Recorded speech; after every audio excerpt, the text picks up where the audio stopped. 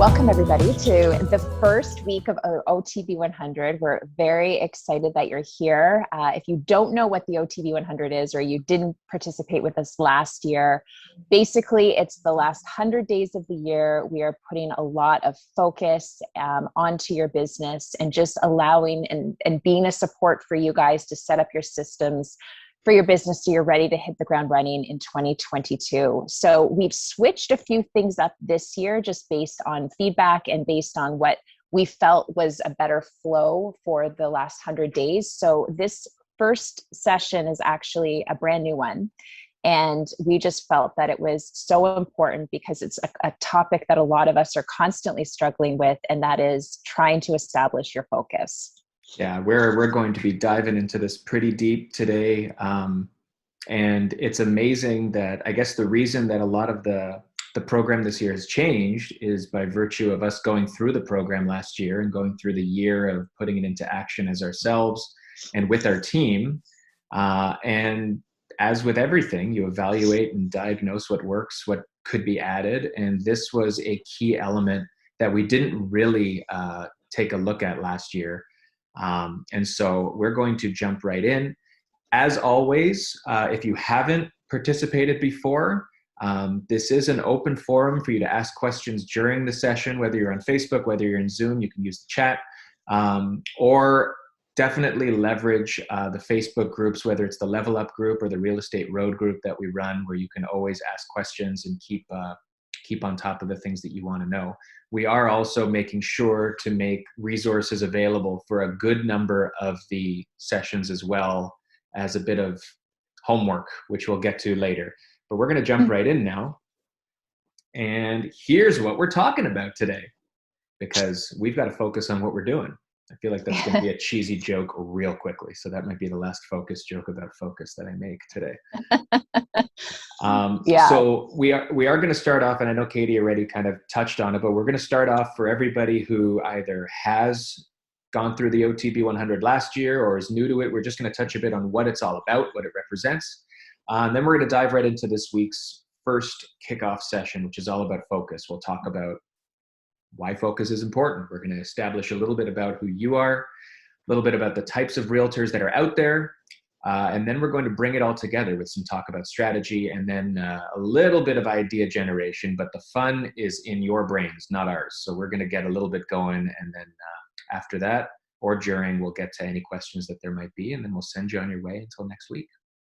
And if I could just jump in right here, if anybody has their phone on, like if the sound is on right now, if you guys have something else going on in the background, or you're kind of trying to multitask, because I know we all do this, but if we can commit the next hour or less, we won't take too much of your time, but if you can commit this every single week and just, again, focus completely 100% on this, I guarantee you're going to get a lot more out of it.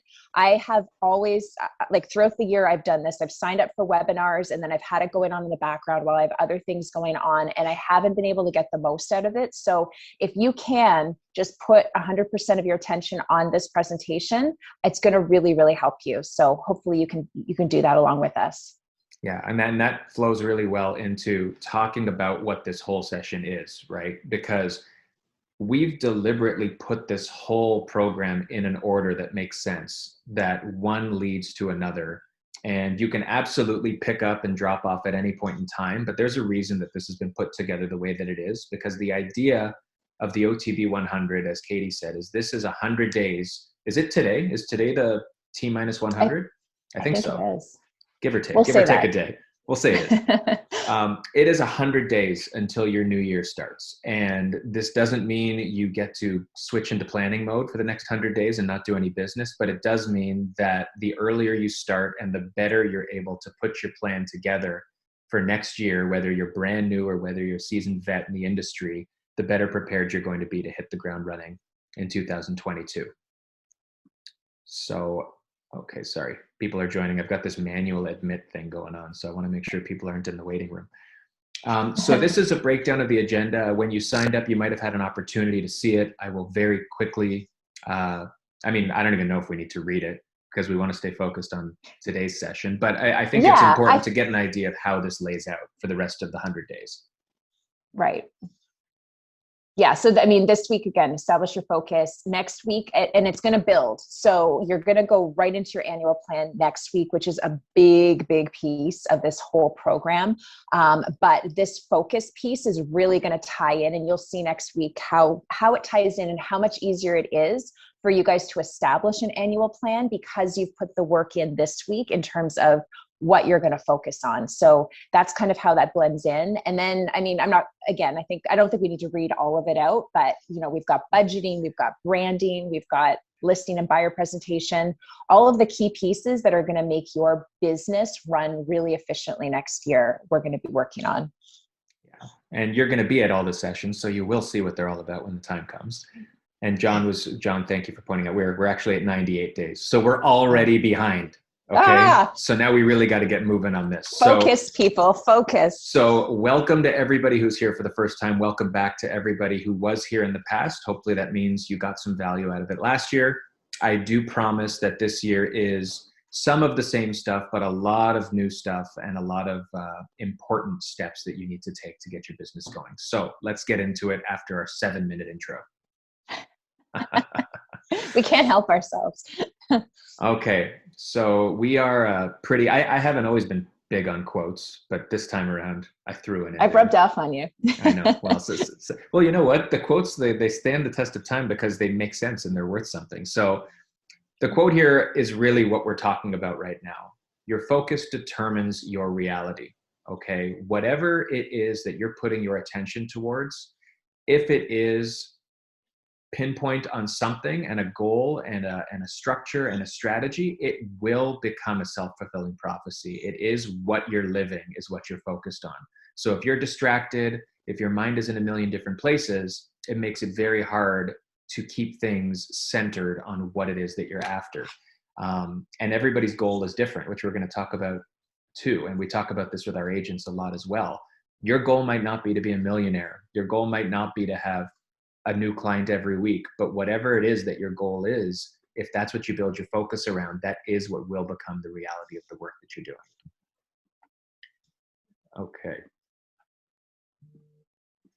Okay, so number one is understanding the importance of focus.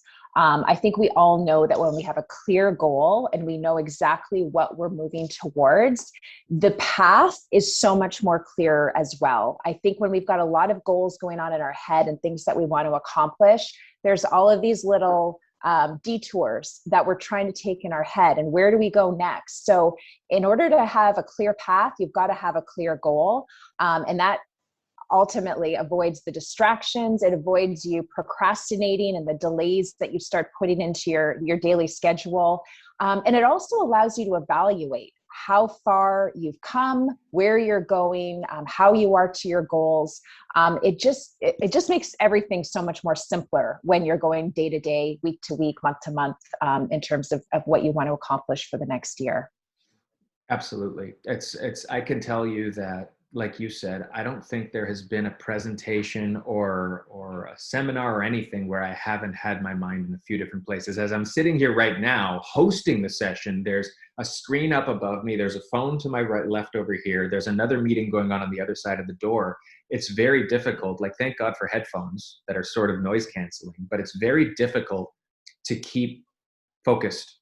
And I know we keep saying the word focus, but that's what this is all about. And so to all of you, I'd be shocked for all the people who are watching this right now, if the majority of you have been staring at the screen throughout this presentation. And again, we'll challenge you to try to do that. But the idea is, the less distraction you have, the better ability you have to build on what it is you're trying to do and to keep a strategy alive and keep it going. This is also really important. What you do and who you are, they will intersect, but they're two different things, okay? You can't compartmentalize your job and even your goal with the type of person that you are. And I think too many of us, especially in the real estate industry, but in all industries, people fall into this expectation of what you're supposed to be, how it's supposed to look, and how you're supposed to do it. And that doesn't always mesh or go parallel to the type of person you are.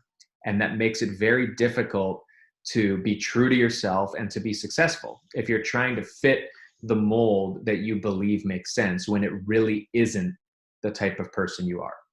And that is one of the main reasons you might inhibit your ability to focus on what it is you're trying to do, because you're trying to focus on something that isn't you, if that makes sense. Was that a little too paradoxical?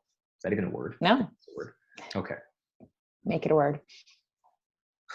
Who are you? All right. I feel like once upon a Who time, are you? I feel like I was that guy on the left once. I hope I'm not him anymore, even though he looks like a very pleasant guy. I don't fault anybody for being him. I feel like I'm the woman in the middle, just hiding away on my computer, like completely an introvert. But it's often we've got boxes like that in our house when the kids bring them home, and we should steal the box from the kids and get on our computers to get away from them. That's right. But I think a lot of times we get into this industry and we see what other people are doing and want to do it for ourselves, or we're told what to do, and it really doesn't fit with who we are. And this session is a lot about really asking yourself that question: who are you? And how can you be a successful salesperson in real estate in a way that is going to continue on for the long term? Because anybody can put in place short-term activities to get short-term results. But if this career is something that you're looking to do for the long haul, which I think most of us are here for, then you're going to need to establish who you are and pick and choose activities and attract the people that you want to work with, because that's ultimately what's going to fulfill you in this career. So that's the first thing we want to delve into. Who are you? I know who I am. But honestly, this is way more difficult than we're making it sound. This is not during the course of this hour activity. This is something that takes a lot of self-reflection. It takes a lot of courage to be able to not just identify who you are, but also identify who you're not. And most people that I run into, myself included, in this industry at one point or another, really want to be all things to all people. When you're starting, any business that comes your way is good business, and any approach that you can take that might get you leads makes sense. But when you approach things that way, what do you sacrifice? You sacrifice focus. And in doing that, it makes it very difficult to have, like you said, any sustained success, if any success at all. And what happens when you wear so many different hats, because you're not taking the time to really identify what makes the most sense to you, is you really don't move forward at all. If anything, you move backwards, because you get frustrated with either minimal gains or the frustration of, how come it's not working for me? How come everybody else is getting things? I'm hearing static here. Is that just on my earphones, or is my voice all robotic right I don't hear anything. now? Okay, I just want to make sure I'm not a robot, but that's okay. But these are three examples. I mean, these are visual representations of three very different types of people. All of them are good in their own right. Okay, none of these is right and none of these is wrong. Your Shooter McGavin on the left there is a super friendly, personable sales guy. Maybe he's door knocking. Maybe he's that kind of guy who likes meeting people. Katie in the middle is, the type of person who likes to get down to work, probably prefers quiet time, and maybe automation and systems are big and important to her, but that's how she can be the most successful and most efficient and effective. And on the right there, hands touching each other aside, I promise there's a more COVID-friendly picture coming up later in the presentation. But sometimes you really thrive when you're among other people, when you're working on a team, when you're supporting each other, and have people to go to for help and people that you like to give help to. So all of those have their benefits to them. All of those can be successful and will be successful if you're able to identify that for yourself. That's right. So there are 4 major archetypes in real estate, and you could probably fall within like one of these, up to a few of these. Like it doesn't we don't want to put you into a box, but I think it's important to identify more of the major characteristics that identify you as an agent. So the four ones that we're going to be going through today are networker, converter, prospector, and marketer. So we'll delve into those in the next slides. Okay, let's go to the next slide then. You said you don't want to put them in a box, but we just established that some people might actually work in a box or wish they could. That's true. That's true. Okay, now we're more COVID appropriate. Look at that. That's better. Yeah. Okay, Great. so a networker. By definition, this might be something that is a pretty clear definition to you, but the networker is the type of person that really thrives being around people. They enjoy talking, they enjoy having conversations, getting to know people, building relationships, definitely prefer to be in person versus on the phone or things like that, and is also an initiator. So somebody who's not afraid to go up to a group, go up to somebody and start a conversation, very personable, and comfortable in groups, comfortable with hearing themselves. That's what a networker is. And this falls within a bit of a more traditional sense of a way that people get to know each other. I think networker is one of those archetypes that would have been, a tried and true version of what a successful salesperson could be and still is to this day. And I say that only because not all four of the archetypes are necessarily of the traditional nature that people might have been used to 20, 30, 40 years ago. Yeah. And I think like activities within real estate that would apply to a networker would be somebody that is holding seminars, maybe for a first-time home buyer or investors, and who are like kind of working the room, getting to know everybody that's there. They're great with names. Like if somebody tells them their name, they remember it and they keep it in mind the next time that they see that person. So that would be an example of a marketing activity where a networker would really do well. Look at that guy. Oh, yeah. So prospector. A prospector is I would say, again, a more traditional salesperson. They're the people that love the thrill of the hunt. Like they go out, they look at a street that they're going to door knock and they are excited to do it. And I know a lot of new agents absolutely hate the idea of like the cold calling thing. But there also are agents, and there's a few that work in our brokerage that love it and do so well at making those connections. It's about, it's the people that have an exclusive listing and are able to go out on their own and find that buyer that is going to connect back to that listing. So there's a lot of people out there like this. And then there's other people. And I feel like you either are definitely a prospector or definitely not. I don't think many people really fall in the middle. So they love cold leads. They're a self-starter. And again, it's a more traditional type of salesperson. Yeah, this is your door knockers. This is your cold callers. You're going out there and you're finding it because it's not being given to you, but you love that. And that adrenaline rush you get from landing a lead is what drives you. And I can see, John, I think you are a networker. John just said he's a networker, but he doesn't remember names, and that's okay. Yeah. It's not a prerequisite to remember the names. Maybe that's some part of the strategy for this year, but it's been a long year of not seeing a lot of people in person. So that's true. So we get to restart in January. So the third type, a converter, and this is not the type you use for your television. This is somebody who converts leads into business. So the easiest way to look at this is somebody who is part of a system where the leads are provided. This is not someone who wants to go out there and generate cold leads for themselves and do the hunting. They want the hunting done for them, but they want to do the killing, so to speak. Maybe that's a bad visual. But wow, it's aggressive. Well, okay, they don't want to do the killing. You don't want to kill your leads. You probably won't do very well. But the converter, think of the brokerages that are out there that provide leads, like guarantee leads, or if you're a part of a system or a technology or have a website that automates lead gen and those sorts of things to you, you don't want to be out there finding the leads, and you don't necessarily mind if they're cold or warm or hot, but you want to have that list given to you, and you want to have your system where you're able to then take your sales, what's the word I'm looking for? Your sales drive. What was Drive. it? Oh, Sure. Well, it's just nothing. your sales, your Wasn't the talent. same. Yeah. I don't know where I was going with that, but you want to be able to take these leads and then turn them into clients. That's what a converter does. You're converting people from lead to client, and you love it.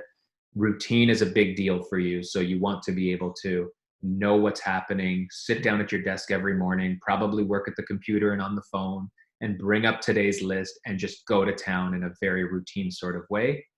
That's what you enjoy doing. Exactly. And last but not least, and guys, comment in the chat, or if you're on Facebook, comment in the Facebook chat about what type of archetype appeals most to you. And again, it doesn't have to be everything. I know both Beverly and John said that they're not good at remembering names. That doesn't mean you're not a networker. That just means it's something you have to work on. But I think a lot of us will say that we're networkers for sure in this business, but I'd be curious to know what everybody else thinks. You'll still be invited to the events. You'll still be invited to the events, even if you don't remember the names. Yeah. So a marketer, now this is more of a newer type, I would say, in real estate. As we get more into like the personal branding of real estate agents, like that's the most important part. If that is what you believe, then a marketer is the type of person that you probably are gravitating towards. You want to build that personal brand for yourself. You have that creativity. You enjoy probably using social media, Instagram, Facebook, TikTok, whatever, in order to establish your brand and allow people to get to know who you are. And most of the time, these people are very comfortable with video. They don't mind showing their face. They don't mind hearing their voice, and they just put themselves out there, and people will get a really good idea of who they are right away and determine whether or not they want to work with that person. Okay, so those are the four, and you can think about, I know we've talked in the past about like DISC profiles or Myers-Briggs or things like that. This is a similar, without the complicated test to go with it, approach where you're going to fall into one or a couple of these buckets, and you need to do the self-searching to figure out what it is that best represents who you are and what you enjoy and how you want to work your business, which is really important. Yeah, and I have not seen somebody say Prospector yet, so we've got one. AJ's a Prospector. There we go. And I was going to say, one of the agents at our brokerage is as Prospector as anybody I've ever met in my life, and he is amazing at it. Yes. But it speaks to the fact that people are very different, and people can be very successful in very different ways, right? You don't have to put yourself into one column in order to be successful. And this is how to wrap that all up with a bow. To make your strategy, it's not about what am I doing, it's first about what am I not doing. The essence of strategy is choosing what not to do. Let that sink in, okay? Because if you're one of those people, like I talked about before, who wants to be everything to everybody, doesn't want to say no to any opportunity, and will pick up the phone for anybody, it will be very hard, not just to be successful, but to stick to any sort of a strategy. You won't have a strategy if you're doing everything. You need to be able to pick a lane and stick to it, because that's what strategy is. Yeah. Well, and think of all of the different companies that are out there that are constantly bombarding us with marketing messages, and you need this tool in order to be successful. I mean, I think we're literally attacked every day with all of these messages, and there's all of these podcasts out there and YouTube videos and seminars like this. And it's like, you need this. And then you go down the road, and then you pivot and go down another road, because you're constantly bombarded. So you have to realize that you have to like keep going on the path that you've set out for yourself. And if there's a tool that fits within that like strategy, then okay, let's take a look at it. But if it has nothing to do with what you want to do, if you want to look at like a lead gen company, but you have no intention, you're not a converter, then keep going. Don't worry about that thing that's trying to get you to buy it or to get that monthly subscription. Like, we've got to keep the focus on what makes sense for us. And just know that you're not alone when you feel like you're being bombarded constantly with all of these messages and all of these tools that you think will be good for you. But really, it's just a distraction for ultimately what you're trying to do. Right. And I mean, we probably, well, definitely over the course of this whole OTB 100, we will reflect on our own journey and what we're dealing with as well, because this is this is the crux for us of how we can actually keep moving forward and stick to a strategy, because we've had our fingers in a lot of different pots, and only recently have we started to really determine what it is that is in line with what our strategy is and what our goal is. And if you can't do that, beyond just the success versus not success, you'll burn out. You'll be confused. You'll burn out. You won't have any time left to spend on the things that aren't your business, which is really important. And that in itself should be part of your strategy. But just take the time to really understand what it is that's important to you. And that's what we're going to get into here with the meat and potatoes of the focus here. So we've established now those buckets and those sort of evaluative tools that you can use to identify what type of a salesperson you are, what type of a person you are. And now we're going to jump in to actually turning it into something tangible that you can take out of the session and move forward to the rest of the OTB 100. All right, so a few other questions that we want to ask you guys. Number one, who is your audience? This is also just as important as who you are. So determining who basically you're going after, who you're trying to attract.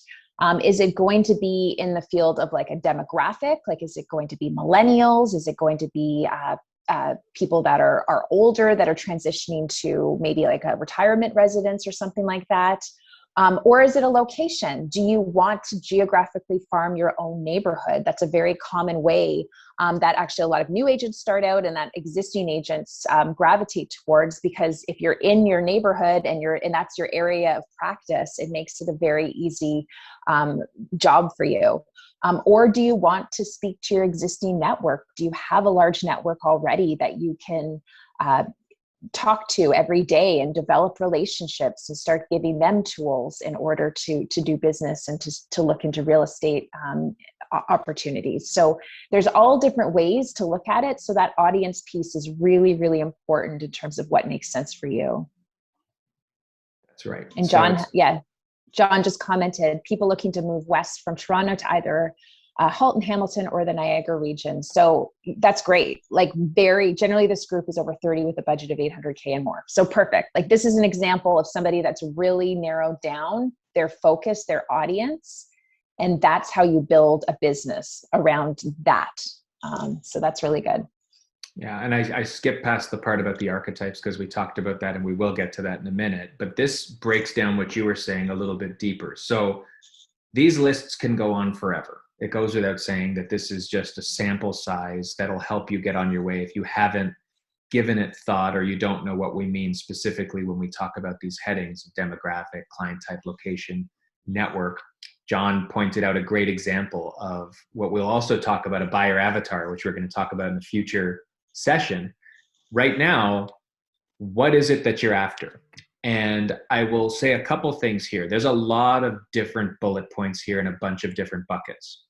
And there's not a science to how many of these or how few of these that you should be looking for, but there is what I would call, I guess, a maximum that leaves this into a bit too much for it to actually be considered focus, if that makes sense.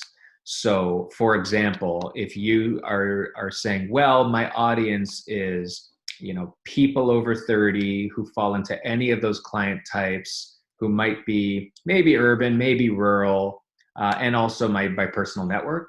Okay, you've kicked out people under 30, and that's it. That's more focused than everybody, but it's not focused enough to be able to determine and put together a strategy that's going to be effective for you, right? Yeah. John had a very specific sort of avatar or description of what his audience represents. You don't need to necessarily feel that you're pigeonholing yourself to something that narrows it down to, a few hundred people that are out there. However, the more specific and focused this audience is, the easier it will be to put together an effective strategy, to stick to it, and to really hit home with the people you're trying to reach. Mm-hmm. Yeah. So going through these, demographics. This is just the tip of the iceberg when it comes to demographics. Things like gender, things like culture, marital status, income, education. The client type, in a sense, is a more specific version. It's not necessarily demographic related. This is more, where is somebody in their real estate journey or their own real estate road, if you will. Is it someone who's getting started? Is it people, maybe you're interested in working with people who are doing leases. We deal with a lot of new agents who want to focus on leases, to learn the industry, to learn the paperwork, and to really, grab what might be considered lower hanging fruit for people who find it difficult to find that initial business.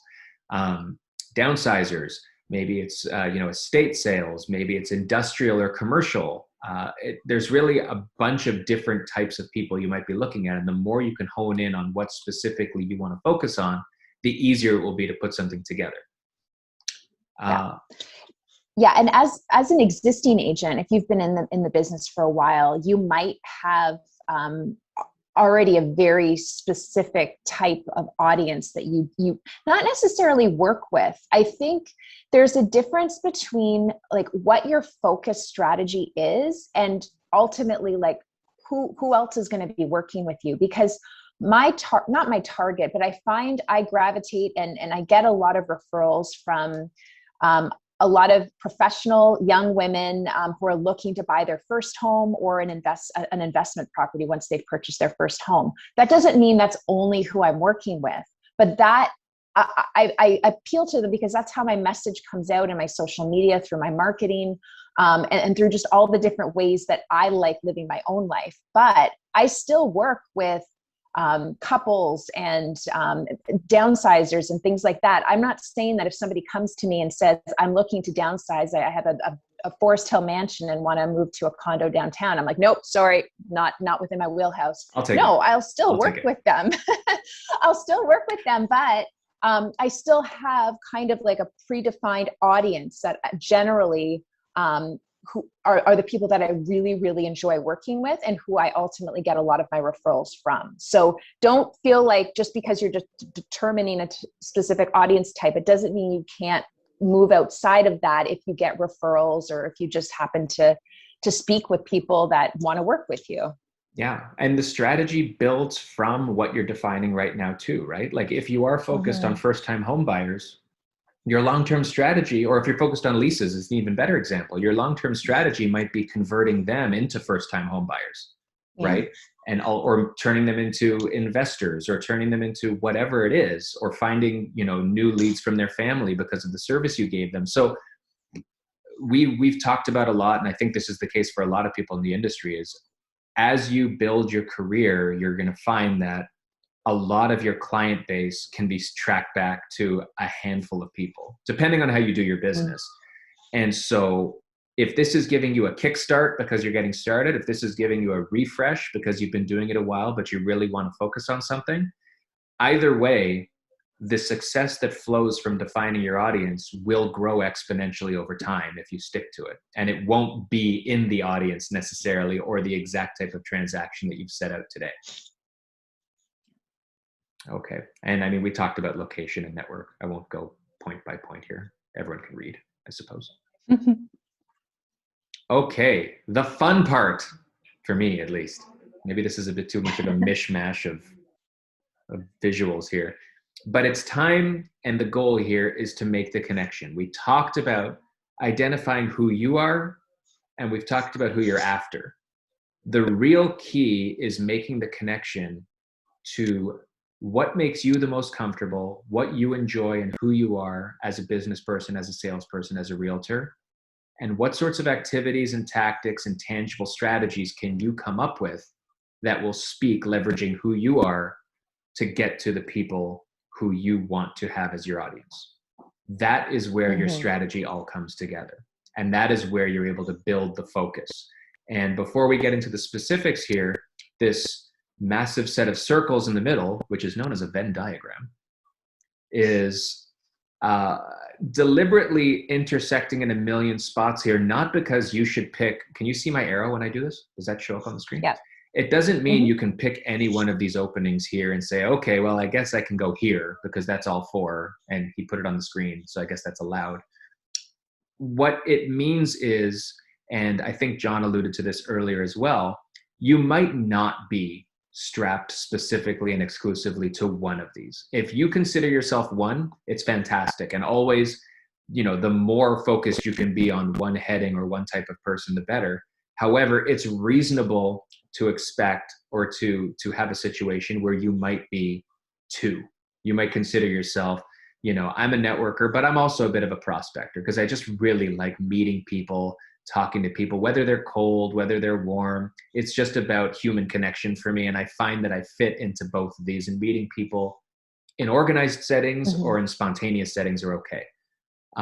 But Yeah. I would urge you to stay out of these middle 5 spots here, because if you cloudy the waters too much with saying, I think I'm a bit of 3 of these, or I think I'm a bit of all 4, it makes it very difficult to connect anything to the audience you're going after, because then you still have a dozen different potential solutions, and it will open the door down the road to you losing focus and getting distracted because what you're doing isn't working in week 1, month 1. And you'll say, well, there were 11 other things that still fit, and they said all I have to do is make a connection. The goal here is to get specific enough so that next week and beyond, when we start working on the annual plan, you're able to really bring it together in such a way that you've got specific and focused goals or focused strategies that will lead you to your goals. That's right. And one thing that Samantha noted on the Facebook group is she's certain things, but she's drawn towards that marketer archetype, but she doesn't see herself as that right now. So that's also something to consider. If it's something that maybe you can't define yourself as that right now, but it's something you'd like to do, that's something that you can start thinking of implementing into your annual plan. Because if it's something you want to do, that's going to just drive you and motivate you to work towards that. So it's great to kind of want to look into all of these things. And I think marketer, especially like for all of us, as we progress through our careers, as things start to modernize a little bit in the real estate industry, developing that personal brand for yourself is going to be super important. I really don't think it's about the brand that's behind you, like the brokerage. It's about you as a person and who you're speaking to. So that marketing piece is something that I think a lot of us should start kind of putting in our minds. How are we showing up, and what is our messaging out there for the people that we're looking to attract? Mm-hmm. And John just asked, yes, this will be on the Facebook group following this. We're live on Facebook now, so I think that live presentation will just live forever in the Facebook group. But we're also recording the session right now. And we'll send it out. Yeah, we'll send it out. So if you did sign up through the Zoom link, we've got your email address. So opt out in the chat if you don't want further emails from us. Got to stay PIPEDA compliant. But yeah, I think that was a really important point, though, is what you are today or what you feel you've been doesn't necessarily have to dictate what you want to become or what you're interested in being. And a lot of people are scared about pursuing the thing that interests them because they don't think it's like them. The number of people we've talked to who are afraid to do their first video, right, is an example where everyone's first video sucks. Like our first video, our 10th video, probably now. I mean, this is a fun seminar, but we're not like doing this like we're not like an Inman broadcast that's out here for everybody to see, but it's something we enjoy and it's part of what we really value about what we feel we can offer. And so we're following our own strategy and our own goals to do what it is that we enjoy doing. And we urge you to do the same. The key is being able to leave a little piece behind of what you want to not be doing anymore. You can't say, I want to hold on to everything I am and keep adding to it, because that's when distractions get into place. And that's when you build in excuses into your day-to-day when things aren't going exactly as planned. And it's important to know that it doesn't matter how seasoned you are, not every day is going to be a slam dunk success story for you. Even though we do talk about small wins, which every day should be a small success story for you. But however you define it, don't allow yourself to fall back into other plans because you get frustrated with things that might not seem to be hitting as quickly as you want. Yeah. Yeah, exactly. So yeah, this is like, I mean, we're not going to go through all the points on this, but to give you an example, let's say you're more of a marketer, or you'd like to get to that stage that you become a marketer, and your target audience is first-time home sellers. I think this is first of all, I think first-time home sellers is an untapped market that we should start considering going after, because that there's so much content that you could produce for that type of person, because we assume that because they've already bought a home, they know how to sell a home, and that's not the case. So if you need an idea, first-time home sellers, go after them. I think they'll do really well. But if you wanted to combine those two focuses, you as a marketer could create a video series on YouTube or on Instagram about the steps that a first-time home seller needs to know in order to prepare their home for sale. That could be a focus for you for this next year. And that's not going to be the only thing you do, but that, again, you'll see in the annual plan,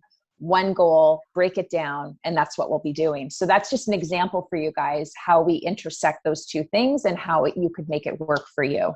Right. And you can brainstorm how anything could fit with anything here as well. And that's going to be what you're tasked with. First-time home sellers, the Nerworker you could see right there, running seminars. You could do first-time home seller seminars. If you're a converter, maybe you've got automated ads that go out there for home valuations for first-time sellers, or home valuations where people are inquiring, and that feeds you lukewarm leads of people who might be interested in the value of their home, right? So these are different approaches.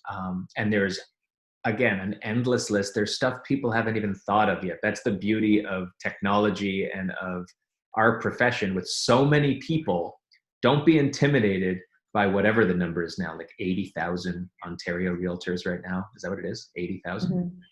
Don't be intimidated by that, because 79,000 of them are not really thinking about their focus or their strategy. And that's not a fact, so don't quote me on that. But the vast majority of people are not taking the time to go beyond what they've been told. And as an entrepreneur and as a professional, it's incumbent on you to take hold of your own career and do what makes you happy and excited to be successful. So what now? What now? What do you do now? We do 97 more days of the OTB 100. That's what we do. Yeah. Okay. So yeah. Okay. Yeah. So we are going to be emailing you guys out a resource for this week, so that you can start working on what we've talked about today, and just being able to write down your ideas a little bit more, and be able to implement it into your annual plan for next week. So do you want to switch over to the resource quickly, so we can show people what it looks like? I will do what I can to do that. Yes. Let me, yes. Actually, you know what? Never mind. I can just talk it. I can just talk it. I'll try. Well, you keep talking and I'll see what I can do. Okay. So basically the resource is just, again, determining who you are. And I think from what I've seen from a lot of you, you kind of already know exactly who you are, which is great. But just maybe give it some more thought, maybe figure out, is there an area of an archetype that I would like to become more of, similar to Samantha. So yeah, this is the resource here. So if we do go to that next page, I think, yeah. So we're just basically gonna, highlight, circle, print this out, and just kind of go through what are the different things that make sense to me. And based on that, what are the one or two archetypes that are of interest, or are more, I'm more interested in to be. So that's the first step. Okay, and then we jump into, sorry, I jumped right in there. Okay. And then we're jumping into what's your ideal audience, right? So we give the examples there again, but this is where you start putting pen to paper and start saying, okay, what are the types of audiences that I'm interested in looking into, that I'm interested in being a part of them in my business, and why? And the why is really important here, because it's easy to say the type of audience that appeals to me is people buying and selling $5 million plus homes. But think realistically and try to tie the why to the who you are at the same time, if you can, because there should be an intersection there that really brings light to why it is that you're focused on certain people. Mm-hmm. Well, and that's the thing, like, and this is something Daniel and I have struggled with for the last few years, to be, well, I guess like for a while. Forever. But you establish what you want to do, but most of the time we don't ask ourselves why we're doing it. What is the purpose of doing this activity? Because I'm a big ideas person, which can get me into a lot of trouble because I love the idea. I want to implement it. I'll put it into practice. And then I'm like, what did that accomplish? Why did I set out to do that one activity? So taking that step back and really figuring that why out is really, really important. And it just really will explain your purpose and explain the goals that you've set out for yourself for this next year. Yeah, and that's why when we started this week's presentation, that's why we've added this session that wasn't in last year's OTB 100. Because if you jump right into your plan, it's not wrong, but you can really get caught going down roads that you didn't intend to go down that'll catch you 3, 6, 9 months down the road saying, why did I do that? If you start asking yourself the question and establish the importance of doing certain things or not doing certain things and why they make sense, think about how much easier it is to make the plan based on having clarity about what it is you're trying to accomplish, rather than making your plan the determination of what you're trying to accomplish,